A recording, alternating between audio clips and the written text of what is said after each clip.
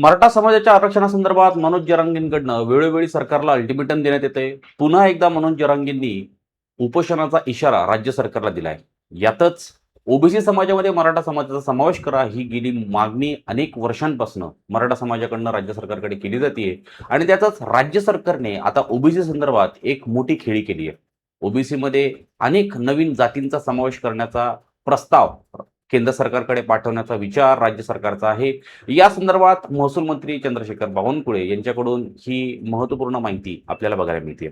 So मित्रांनो, आजच्या या सेशनच्या माध्यमातून आपण ओबीसी संदर्भात जो काही महत्त्वाची अपडेट आहे ती अपडेट ह्या ठिकाणी बघून घेण्याचा प्रयत्न करणार आहोत. मी स्वागत करतो तुमच्या सगळ्यांचं फेसबुक सुपर कोचिंगच्या आपल्या या ऑनलाईन लर्निंग प्लॅटफॉर्मवर. मित्रांनो, आजचा जर तुम्ही निर्णय बघितला तर आजच्या निर्णयामध्ये एक गोष्ट तुम्हाला या ठिकाणी कळेल की बाबा ओबीसी सक्षमीकरणासाठी राज्य सरकारचे काही महत्त्वपूर्ण निर्णय अलीकडेच आपल्याला वाचायला मिळतील. आता एकंदरीत काय निर्णय आहे तर सगळ्यात पहिला निर्णय असा होता की ओबीसी समाजामध्ये नॉन क्रिमिलेअर हा एक महत्वाचा मुद्दा आहे. सो नॉन क्रिमिलेअरची जी मर्यादा होती ही मर्यादा सर्वसाधारणपणे वार्षिक उत्पन्न सध्या 8 लाख रुपये होतं, ही मर्यादा वाढवून आता ही थेट 15 लाख रुपयांपर्यंत वाढवण्याचा निर्णय राज्य सरकारने घेण्याचा या ठिकाणी निश्चय केलेला आहे. आणि या संदर्भात लवकरच राज्य सरकार केंद्र सरकारसोबत विचारविनिमय करून हा निर्णय घेईल. यानंतरच यामुळे राज्यातील मध्यमवर्गीय ओबीसी घटकातील विद्यार्थ्यांना शिक्षण आणि शासकीय नोकऱ्यांमध्ये आरक्षणाचा लाभ मिळण्याची व्याप्ती वाढेल. म्हणजे ओबीसीची जी व्याप्ती आहे, थोडक्यात ओबीसीची व्याप्ती वाढवण्याचा प्रयत्न किंवा ती व्याप्ती कशा पद्धतीने वाढवली जाईल, जास्तीत जास्त विद्यार्थ्यांना शिक्षणाच्या दृष्टिकोनातून, शासकीय नोकऱ्यांच्या दृष्टिकोनातून आरक्षणाचा लाभ कसा मिळवता येईल या दृष्टिकोनातून हा एक महत्त्वाचा प्रयत्न आहे. यानंतर दुसरा महत्त्वाचा मुद्दा, ओबीसी प्रवर्गामध्ये 43 नव्या जातींचा समावेश. या संदर्भात केंद्राकडे प्रस्ताव पाठवण्याचा निर्णय राज्य सरकारने घेतला आहे.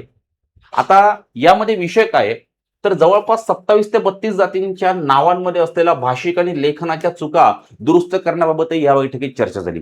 अनेक जाती तसेच यांच्या नावामध्ये अनेक चुका आहेत, सो त्या सुधारून सगळा प्रस्ताव एकत्रित हा केंद्र सरकारकडे पाठवला जाईल. आणि ज्यावेळेस राज्य सरकार केंद्र सरकारकडे हा प्रस्ताव पाठवते त्यावेळेस साहजिकच आहे मित्रांनो, दोन्ही ठिकाणी एकच पक्ष आहे, सो याला जास्त वेळ लागणार नाही.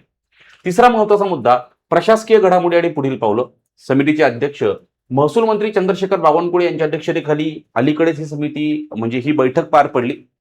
उपसमितीच्या शिफारशींवर अंतिम शिक्कामोर्तब करण्यासाठी मुख्यमंत्री देवेंद्र फडणवीस यांच्यासोबत लवकरच एक विशेष बैठक आयोजित केली जाणार असल्याचं सूत्रांकडून आपल्याला कळतंय. पुढील आठवड्यात एका विशेष बैठकीद्वारे राज्यातील 10 जिल्ह्यांमध्ये ओबीसी विद्यार्थ्यांसाठी वसतिगृह आणि कार्यालयांसाठी जागा निश्चित केल्या जाणार आहेत. सो ओबीसीच्या दृष्टिकोनातून हा महत्त्वपूर्ण निर्णय आहे.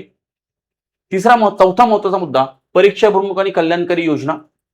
ओबीसी, व्हीजेएनटी, एसबीसी घटकांच्या कल्याणासाठी राज्यात स्वतंत्र इतर मागास बहुजन कल्याण विभाग कार्यरत करण्यात येणार आहे. कोणाकोणासाठी? व्हीजेएनटी, एसबीसी आणि इतर जे काही मागासवर्गीय आहेत यांच्यासाठी. उच्च शिक्षणात मुलींना 100% फी सवलत. उच्च शिक्षण घेणाऱ्या ओबीसी प्रवर्गातील मुलींना 100% फी सवलत दिली जाण्याचा विचार या वेळेस या बैठकीमध्ये करण्यात आला आणि हाच मुद्दा हे केंद्र सरकारकडे देखील पाठवणार आहे. 100% हे होईल. महिला सक्षमीकरण करण्याच्या दृष्टिकोनातून उचललेलं एक महत्त्वाचं पाऊल. युवकांसाठी स्वयंरोजगार कर्ज. ओबीसी महामंडळामार्फत युवकांना व्यवसायासाठी 15 लाख रुपयांचं कर्ज उपलब्ध करून दिले जात असून या कर्जाला शासन गॅरंटी घेणार आहे. राईट. मोदी आवास योजना. प्रधानमंत्री आवास योजनेचा लाभ न मिळालेल्या घटकांसाठी राज्य शासनाने मोदी आवास योजना देखील सुरू केली असून याद्वारे घरकुलासाठी आर्थिक मदत दिली जाणार आहे. सो असे वेगवेगळे निर्णय अलीकडेच या संदर्भात घेण्यात आले. सो ओबीसी प्रवर्गांच्या दृष्टिकोनातून म्हणजे जे विद्यार्थी ओबीसी आरक्षणाचा लाभ यापूर्वी घेऊ शकत नव्हते, नॉन क्रिमिलेअरची जी काही मर्यादा आहे त्या मर्यादेत न बसल्यामुळे, सो मित्रांनो ही मर्यादा आता 8 लाखांवरून 15 लाख रुपये लवकरच होईल आणि जास्तीत जास्त विद्यार्थी यामध्ये आरक्षणाचा लाभ घेऊ शकतील. बघा, एक गोष्ट तुम्हाला सांगतो, सगळ्या गोष्टी तुमच्या बाजूने येत आहेत. म्हणजे सरळ सेवा भरती एमपीएससी मार्फत होणं काय, राज्यसेवांमध्ये नवीन 18 सेवा समाविष्ट होणं काय, किंवा अनेक वेगवेगळ्या गोष्टी असतील, हे आरक्षणाचा लाभ असणं काय. सो अजूनही जरी आपण तयारीला सुरुवात केली नसेल तर आपण तयारीला सुरुवात करावी. या संदर्भात तुम्हाला काही डाऊट्स असतील तरी तुम्ही ते डाऊट्स माझ्यासोबत शेअर करू शकता किंवा तुम्हाला जर काही शंका असतील तर तुम्ही त्या शंका मला विचारू शकता. मित्रांनो, हा माझा मोबाईल नंबर आहे. जर तुम्ही एमपीएससीची तयारी करत असाल तर ह्या मोबाईल नंबरवर व्हॉट्सअपला मेसेज टाकून तुम्ही स्वतःचं नाव टाका, जेणेकरून मी तुम्हाला व्हॉट्सअप ग्रुपमध्ये जॉईन करून घेऊ शकतो. या व्यतिरिक्त टेक्स्टबुक सुपर कोचिंगच्या माध्यमातून आपल्या ह्या वेगवेगळ्या बॅचेस सध्या चालू आहेत. राज्यसेवेच्या दृष्टिकोनातून स्वराज्य नावाची बॅच आम्ही 2027 साठी सुरू केली आहे. सो या बॅचमध्ये सध्या तरी इतिहास आणि भूगोल हे 2 विषय एकदम प्रायमरी स्टेजला आहेत. सो आपल्याला जर ही बॅच जॉईन करायची असेल तर आपण जॉईन करू शकता. 2027च्या दृष्टिकोनातून प्लस जोपर्यंत तुमची पोस्ट निघत नाही तोपर्यंत येणाऱ्या सर्व नवीन बॅचेस आम्ही तुम्हाला फ्रीली अवेलेबल करून देऊ. ईएमआय मध्ये तुम्ही ऍडमिशन घेऊ शकता. 18 पुस्तकं आमच्याकडून तुमच्यापर्यंत पोहोचतील. नोट्स आम्ही तुम्हाला देणार आहोत. प्रिलियमच्या टेस्ट आमच्याकडनं असतील. मेन्सची तयारी, आन्सर रायटिंगची तयारी डे 1 पासून आम्ही बॅचमध्ये करून घेत असतो. सो खूप साऱ्या गोष्टी आहेत. पर्सनल मेंटरशिप सुद्धा ह्या बॅचच्या माध्यमातून आम्ही तुम्हाला देत असतो. सो ही बॅच जरी जॉईन करायची असेल तरी मोबाईल नंबर तुम्हाला देऊन ठेवलेला आहे. आणि सरळ सेवा करणारे विद्यार्थी आता कंबाईन मध्ये आलेले आहेत. सो साहजिकच एमपीएससीचा जो अप्रोच आहे तो अप्रोच पहिल्यासारखा आता राहिलेला नाही.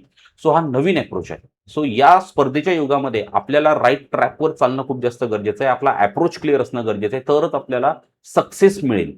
राईट. सो त्यासाठी आपण कंबाईनच्या दृष्टिकोनातून देखील 2027 साठी बॅच सुरू केलेली आहे. सो ही बॅच जरी आपल्याला जॉईन करायची असेल तरी जो मोबाईल नंबर तुम्हाला मी देऊन ठेवतोय हा सेम आहे.